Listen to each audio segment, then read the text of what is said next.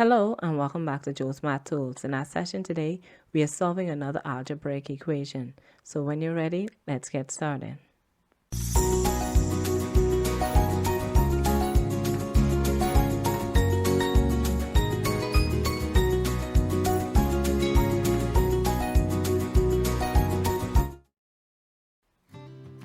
In our equation today, we're going to be solving by first applying our distributive property, which means that our term 4, which is outside of my first bracket, will be multiplied to everything inside the parentheses.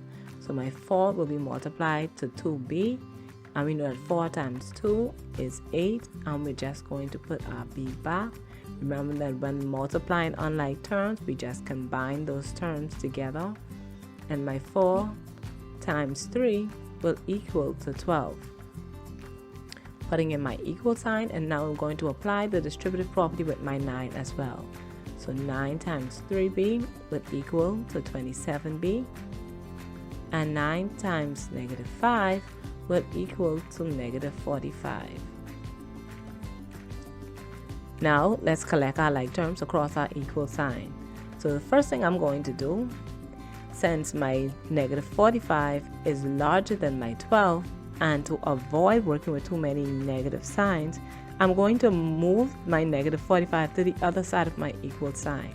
So remember, whenever you are collecting like terms across your equal sign, remember that sometimes it's best to work with moving the signs to try and avoid working with too many negative numbers if you're not so good with negatives, or you just don't want to have to work with negatives at all. So I'm going to move the 45 to the left hand side, and since it's being minus on my right, it will be added on the left. Now this will equal to 27b, so I'm putting back my 8b, and 12 plus 45 is going to equal to 57, and putting back my 27b. And now I'm going to collect my b's on my equation, and for this question I am going to be moving my 8b to my 27b, and since 8 is positive on the left hand side, means we're going to subtract it on the other side. So now putting back our 57, and we have 27b minus 8b will equal to 19b, and again our whole goal is to solve our unknown variable b. And since 19 is being multiplied to b, that means we're dividing 19 on both sides of our equation. And we're going to divide 19 into 19, it's going to equal to just b. And when 19 divides into 57, now in case you may not have known, 19 times 3 is where we actually get our 57. So 19 will divide into 57 3 times. So our b is equal to 3. Okay, so let's perform our check, remembering that our b was equal to 3. So that means that in my equation now, I will replace b with 3 everywhere that it appears.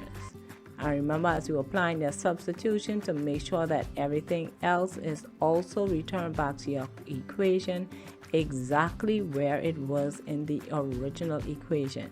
So I'm going to simplify the left hand side of my equation and then do the exact same thing on the right hand side. So work with my parentheses first. So 2 times 3 is equal to 6, and 6 plus 3 is equal to 9. We now have 4 times 9, which is equal to 36. So now let's do the exact same thing on our right hand side. We have 3 times 3 is equal to 9, and 9 minus 5 is equal to 4. So we have 9 times 4, which is equal to 36. Okay, so both sides of our equation are equal to the same thing, which means that my b equals 3 is the correct answer for our equation.